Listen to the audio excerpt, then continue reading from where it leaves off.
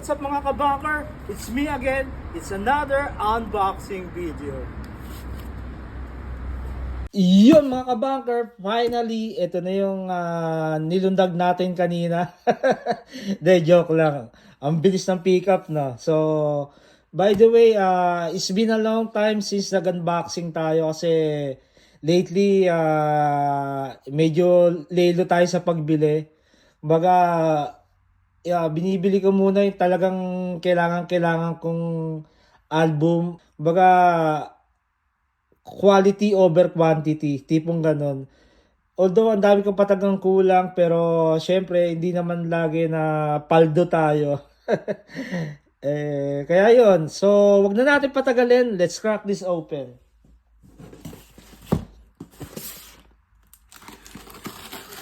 Well secured. Double boxes. So, mga kabunker, ito na. Boom! Mudvayne, the end of all things to come. Sinerte tayo dahil naka-score tayo nung limited edition of 1,500 individually numbered copies on purple marble vinyl. Yan. So, hindi ko lang pang ilan to. Tingnan natin pang ilan. 546, not bad. Check na natin. Hindi ganda naingatan talaga. By the way, iniisip ko nga nung una kung ano yung bibiling kong vinyl kasi talagang gusto ko sa collection ko yung kumbaga bawat paborito kong album ng banda, meron akong vinyl nila. So, pinag-iisipan ko nga kung ano yung bibiling kong vinyl ng Mudvayne. Itong first album nila na LD50 or ito. So, ang hirap timbangin kasi sound trip ko sila dati. Doon na lang ako nagbase kung saan ako mas maraming alam na kanta. Although marami rin naman maganda dito, pero dito kasi minsan napapasing along ka eh. Lalo na yung sa World So Cold. Yan, gusto ko yung kantang yun eh. Yan. So, naisip ko ito na lang kuhanin ko sa vinyl nila kasi dito talaga mas madalas ko sound trip to noon. Ito okay lang din pinagsasalitan ko pero madalas ito talaga.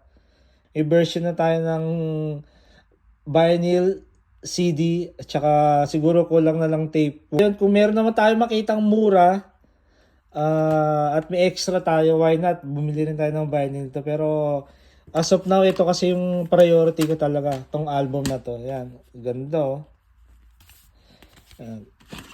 Check natin yung loob. Yan, gatefold pa. Sabi, astig oh. Tingnan natin yung plaka niya sa loob. Inlay niya.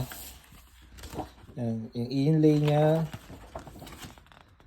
Alas parehas lang din ng CD. Yan. Check natin. Yun no. Bagay na bagay doon sa cover na black. Tapos purple. Yan. Itong isa, check natin. Grabe, ang linis. Wala masyadong makita yung scratches. Talagang naingatan to ng collector. Yan. Ayos, jackpot! Panalo tayo dito.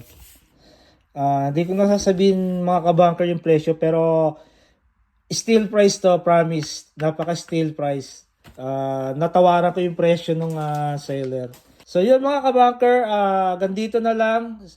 So happy at nakuha ko siya sa vinyl. So yun. Until next video, peace out.